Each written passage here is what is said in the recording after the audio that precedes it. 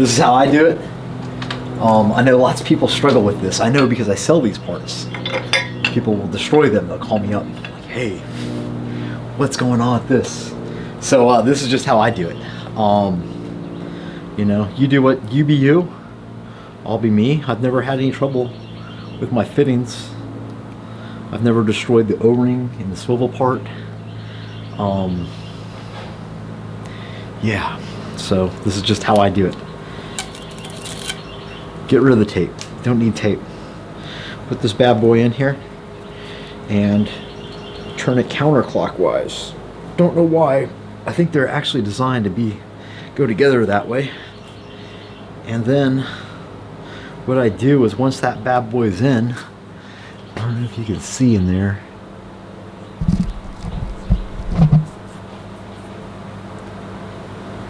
You can kind of see. What I do is I leave a little bit of gap between the hose and the land. I probably leave 1/8 of an inch, maybe a tad bit more.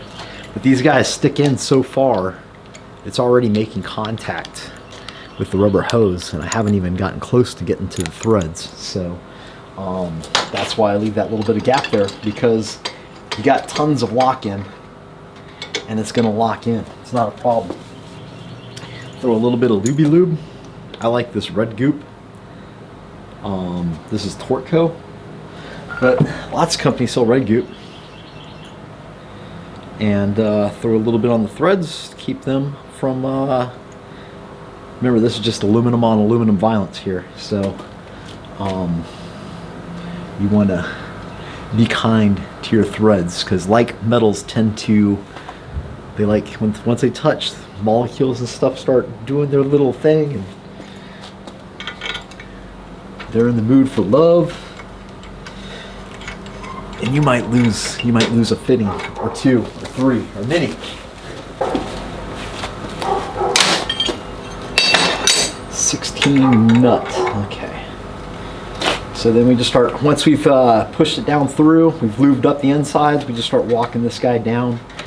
I put the wrench is only on the nut itself. I don't put it on this. I don't believe the straight pieces have O-rings in them, but I don't want to screw up any of the O-rings that are in there. And that's how you do it, is you keep the wrench off of it. The other thing you can do is don't bottom it out. You don't have to go all the way down to the bottom to get good solid contact.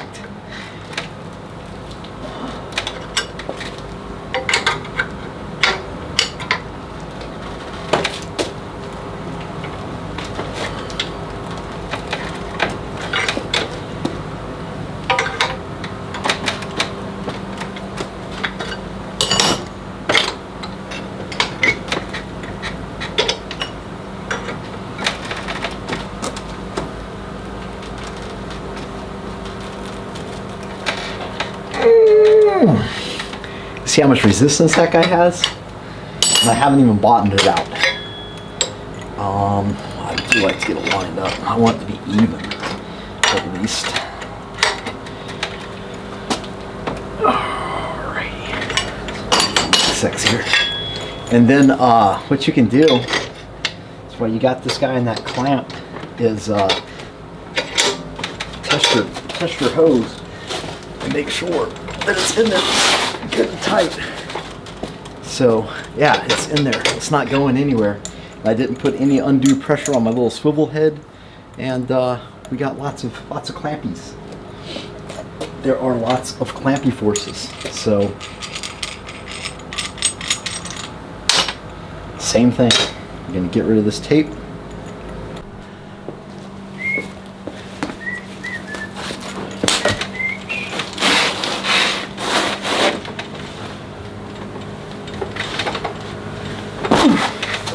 Okay, so it's tight, it's not going to fall apart.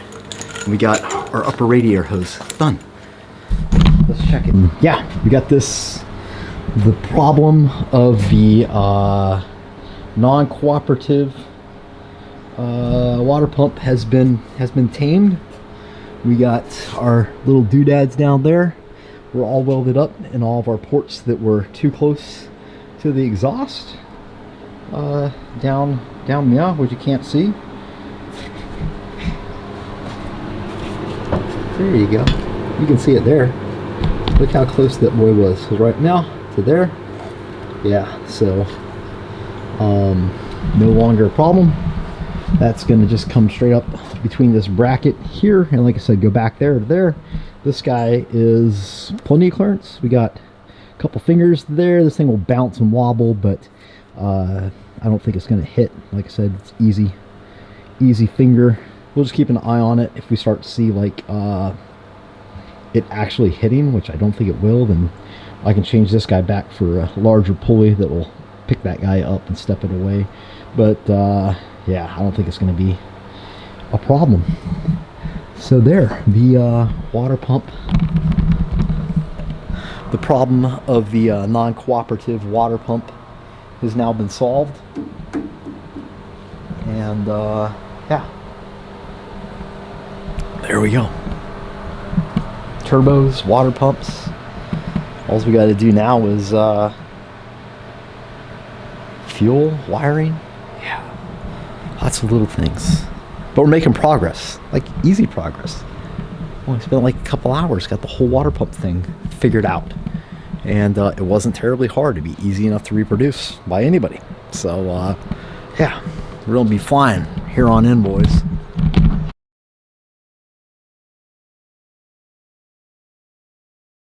Hey everybody, it's Mike with Monkey Fab. I know it's been forever since I've made a video, and I apologize about that. Just been busy, and I really appreciate that. You guys have been keeping us super busy at the shop, and that's allowing us to do all kinds of neat things like expand and bring on a little bit of help around here, which is a huge help to me. One thing that has laid dormant, however, is my old Phoenix, poor thing. So I have a friend who's obviously way more talented than I, who's come in to give me a bit of a hand. Yes, it is 100% cheating, but I'll take it. I'm not afraid to take it. So anyway, you guys remember this downpipe was originally it was kind of sitting where it is now, maybe a little bit lower. And then I thought to myself, well, I better weld up the flange on this side, which will pull it up.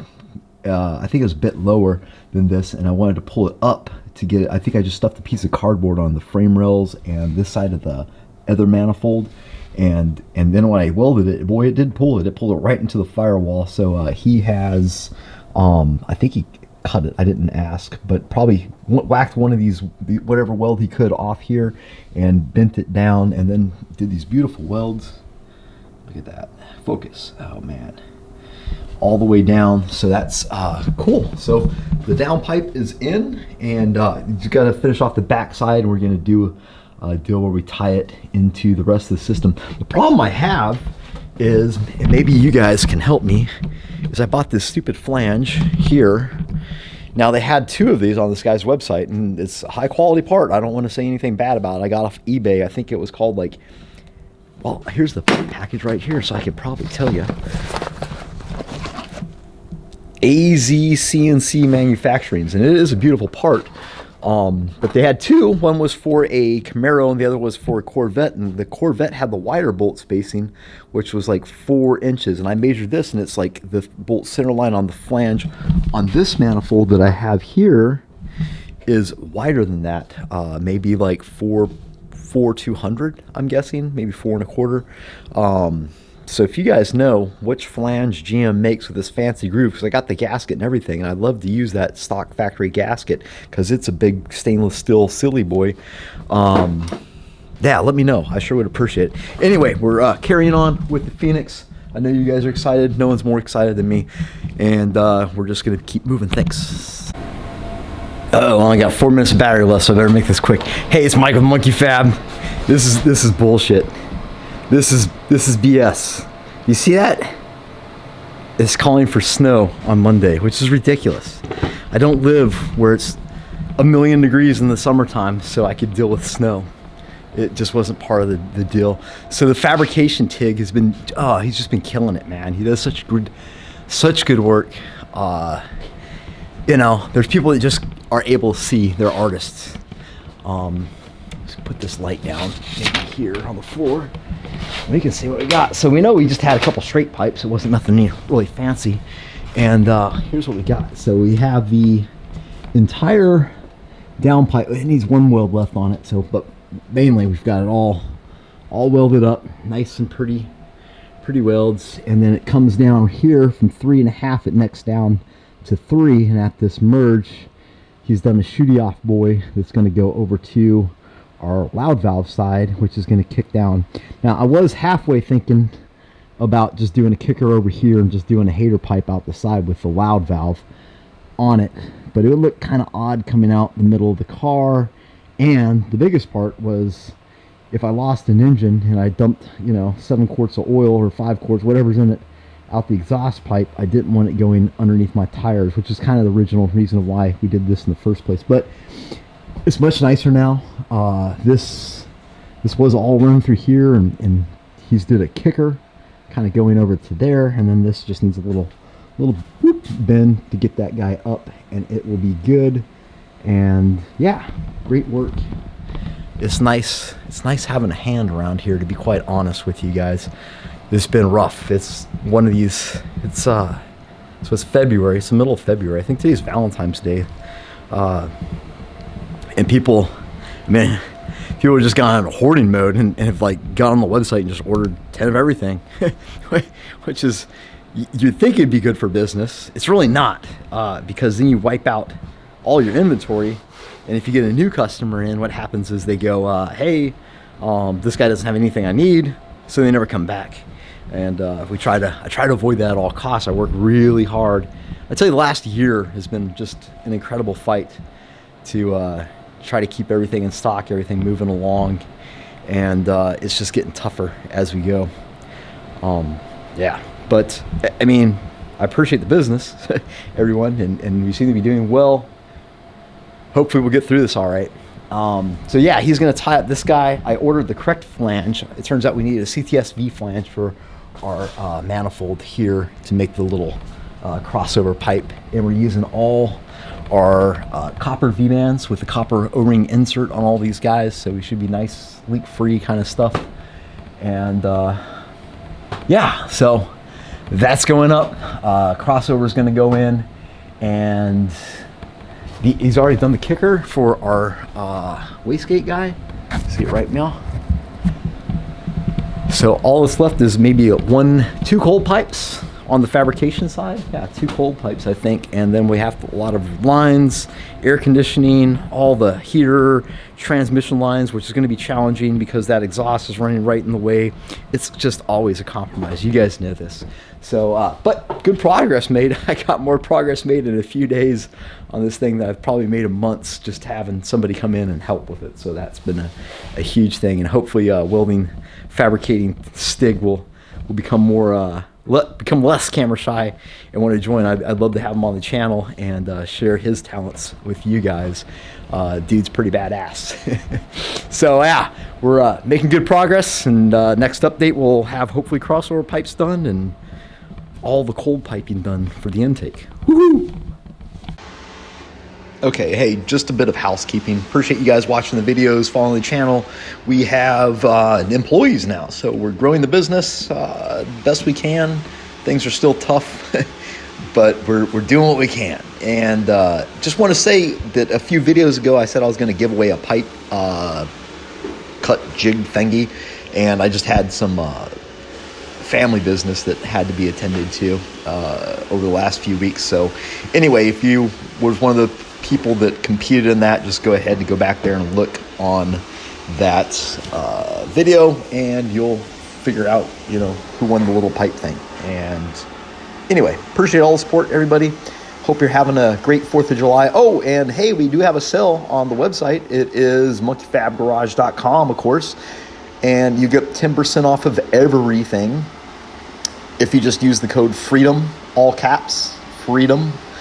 And appreciate it. Everybody have a great 4th of July, great Independence Day. And this is Mike Monkey Fab signing out.